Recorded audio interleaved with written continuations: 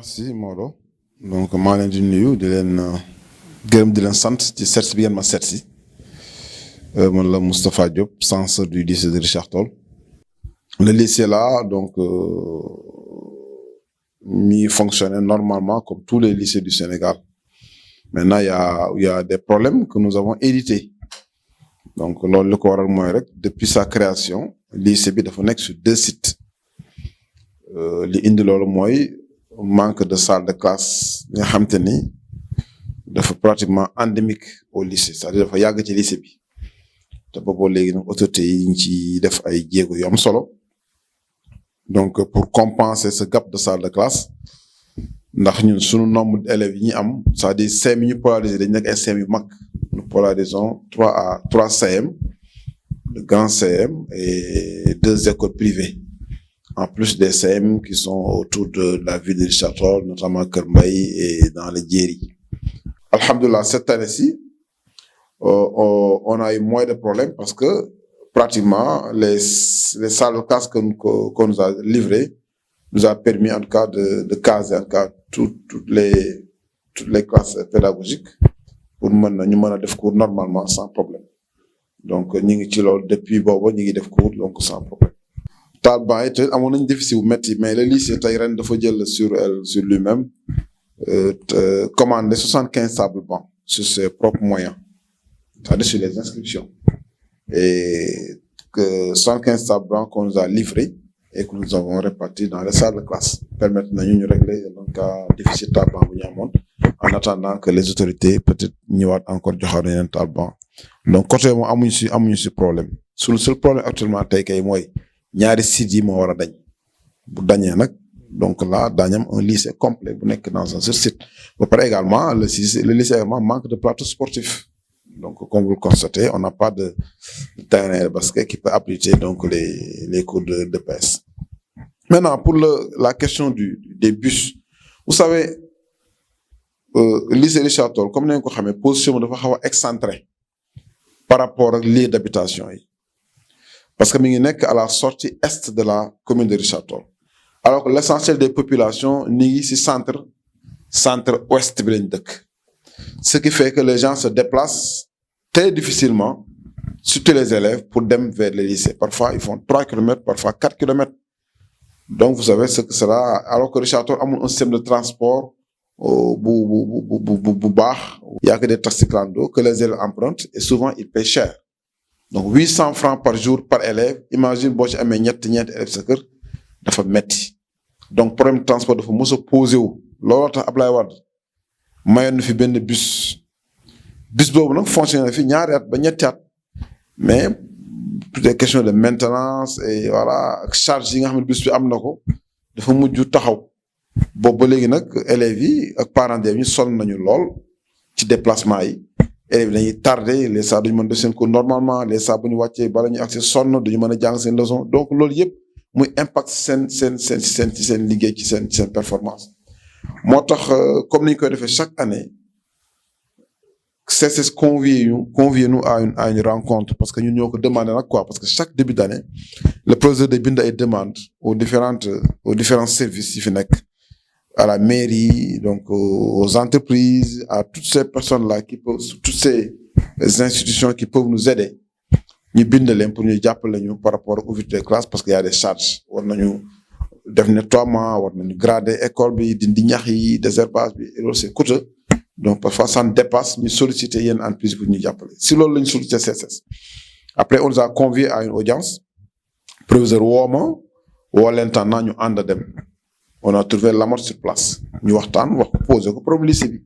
et la première chose que nous avons posé c'est le problème des salles de classe parce que la CCS avait déjà ficelé un programme que Froissart avait porté pour nous construire 8 salles de classe c'était déjà acquis on avait fait les études et tout voilà il ne restait que la construction finalement ça n'a pas pu se faire je ne sais pas pourquoi la CCS était venue l'année dernière faire des levées topographiques pour nous faire ce qu'on appelle des espaces piétons et également un terrain de basket. Tout a été fait, l'étude de la maquette et tout. Et nous avons présenté tous ces projets que la CCS avait portés à M. Lamotte pour dire que ça, c'est des projets que la CCS avait initiés pour le lycée. Mais jusqu'à présent, ça n'a pas encore démarré. Dañu bëggoon na nga jàpp si def ci loo mën pour yi mën a sotti wax ko sunu problème yëpp bi ñu waxtaanee yooyu ba pare man si laa jël parole que monsieur Louis Lamotte je suis le censeur du lycée mais je parle en tant que parent d'élève suñu ces élèves travailleurs sonn nañu ces travailleurs sonn nañu ndax seen poste attanul transport élèves yi chaque jour ku si nekk sa doom daa ko jox paas lu ma juróom-ñetti fukk suba si juróom-ñetti fukk ngoon si ndekkeem bokk si mu war a paas jàngi dem ñëw boo ci amee ñaar ñetti élèves tu vois ce que cela fait en termes de dépenses c'est énorme c'est difficile on avait un bus mais xam ne taxaw na élèves yi amatuñ fu ñu jaar mënuñu fay calando yi dimbale leen seeni élèves ñu mën a nekk élèves yu am performance yu baax pour ñu am performance yu baax fa ngeen jàppale leen ñu mën di dem seen lieu de travail donc de la manière la plus facile mu ne loolu moom vraiment xamuñ ko noonu te loolu CC daf ko war a def bu fekkee am na moyens yi déjà on a un système de transport une société avec laquelle nous travaillons dans le cadre du transport des travailleurs on va essayer d'intégrer le transport des élèves ñu ngi jëm ci élection bon xaw ma ndax ñoom dañ ko bëgg intégrer ko wala boolu sama yoon aussi mais li ma xam daal mooy loolu lañ ko wax mu engagé wu ni dina ko dox pour que la CC fasse quelque chose daf ni woon sax dès la fin du mois le transport va commencer ñu ne ko ok ñun loolu lañ bëgg ñu toog un mois après affaire yi commencé mu ñëw indi ay bisum commencé dawal mais xamuñu conditions yi la signé entreprise bi xamuñ ndax day fay 6 millions xamuñ ndax day fay ñun CSS lañu waxal waxuñu Louis Lamotte de la CSS dans le cadre de sa responsabilité sociétale d'entreprise mu encadrer ces élèves là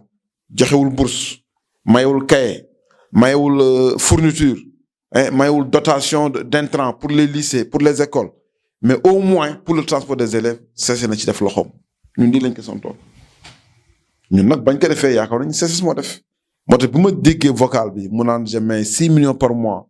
pour def lii donc benn mois kon rek la fayagum doon xalaat na teel bugg parce que mosuñu waxu élection foofu waxuñu fa waxu politique waxuñu fa waxu élection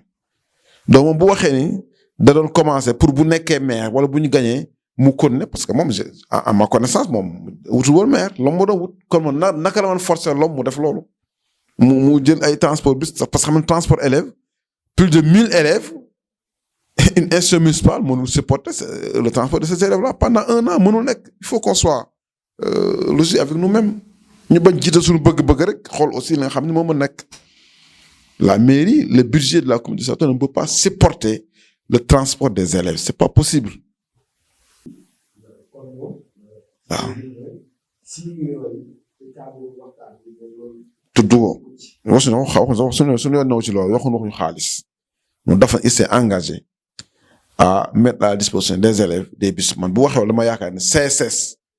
mooy def loolu mais du moom bu fekkee nag mooy boo xam naa gaa mooy CSS parce que mooy DRH bi mais nag pour man dafa waroon dugal ci affaire sociale CSS envers les populations sans lui quitter absolument rien du tout pas mu jóge ci poosam laa ñu ko jël ci poosam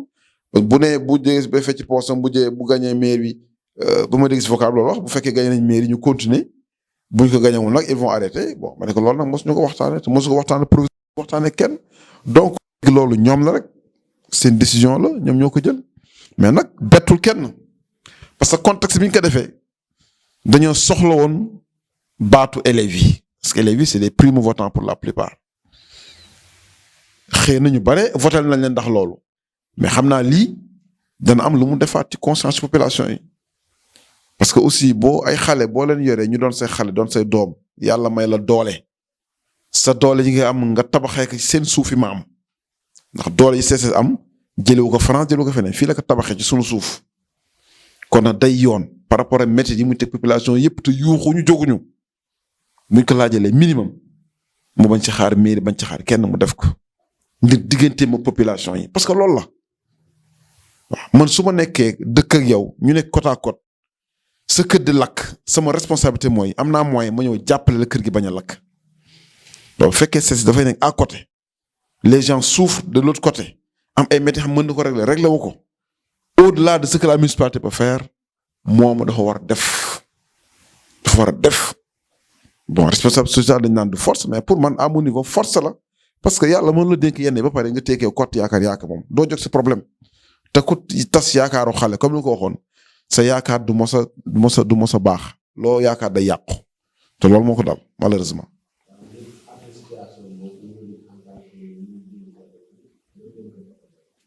bon ñun on va retourner à la case départ de toute façon ñun amuñ dara lañu benn mesure bu ñu jël parce que école ñun suñu vocation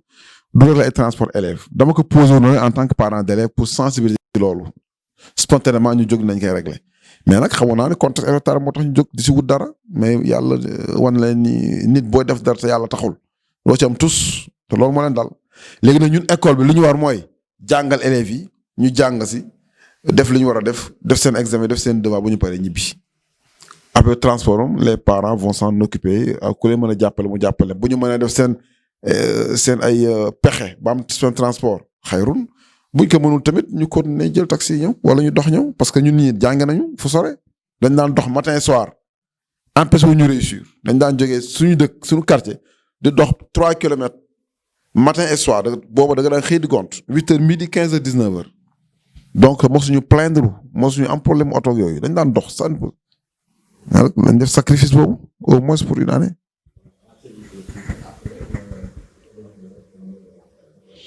bon man dama leen di gërëm ci opportunité bi ngeen na may pour ma leeral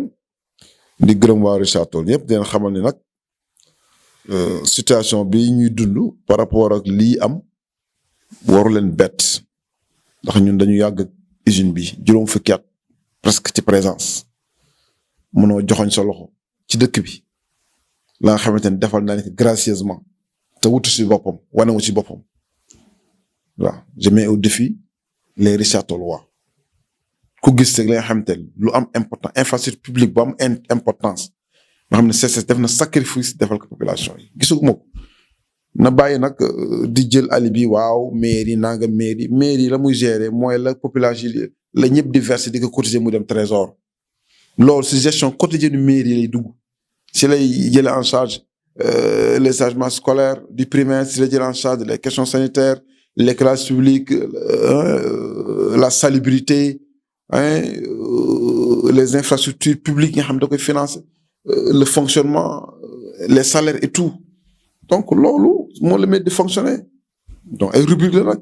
du xaalis ma xam dañ kaa tas sa loxo tey nga tey que ni c'est versé au trésor et il y a un budget qui est planifié sur la base de plusieurs rubriques nga xamante ne dañ koy dépenser ba at bi jeex te ça peut se justifier lépp dañ koy retracer lépp mën ko retracer donc man su ma dégg naan ay 14 milliards que 50 milliards man dama xamul ñi fan lañ jàngee ak lan la ñuy comprendre ci fonctionnement mairie budget la mooy budget est-ce que xamuñu li budget donc mi ngi noonu léegi nag heureusement que population de Richard Toll ils sont assez intelligents et assez avertis pour jël seen disposition parce que démagogie baaxul ak populisme baaxul nit da ngay nawloo ñi nga nekkal te c'est bu ñu nangoon nawloo tuuti rek wane ni yëg naa leen yéen waa Richard Toll xam naa coono gi ma leen teg mënuma faj seen lépp waaye mën naa at mu ne ma defal leen lii que ñoo ñooy porter combat bu mu yëkkati ñoo koy porter comme nag deful lool te kon nit ñu métti tal ñun ñu gérer suñu bopp su ñu yàlla jox sant ci yàlla nag bañ a xool lu mu am waaw lu ñu am suñu dëkk nañ ko gérer jéem ko gérer de manière rationnelle ku nekk la nga si war a jot nga jot ko si moom bu deful c'est son problème maintenant beneen combat bi ce sont les intellectuels de la commune qui doivent mener ça parce que fii nag dëkku loi lañ nekk kenn mënul nekk rek teg nit du la neex ba pare faxasee loxo dem sa yoon donc loolu mënta nekk man nag li may intéressé mooy Richard Toll le lycée et les jeunes lu tax may waxee ni au-delà du lycée fii laa dëkk je suis un acteur politique je suis un acteur social damay dem leen teg nit ñi te li touché ñëpp daf may touché li metti ñëpp daf may metti waaw même su ma voté leen ñoom tey li ñuy def daf may metti parce que genre ils se sont dérobés quoi waaw sans raison pour des raisons vraiment tellement qui ne tiennent pas raw donc autorité kilifa looy dugg da nga koy mën ko loo mënul da nga naan mënuma ko waaye démagogie baaxul ak wax yi nga xam ne taxaw amul sens donc ñu sant yàlla merci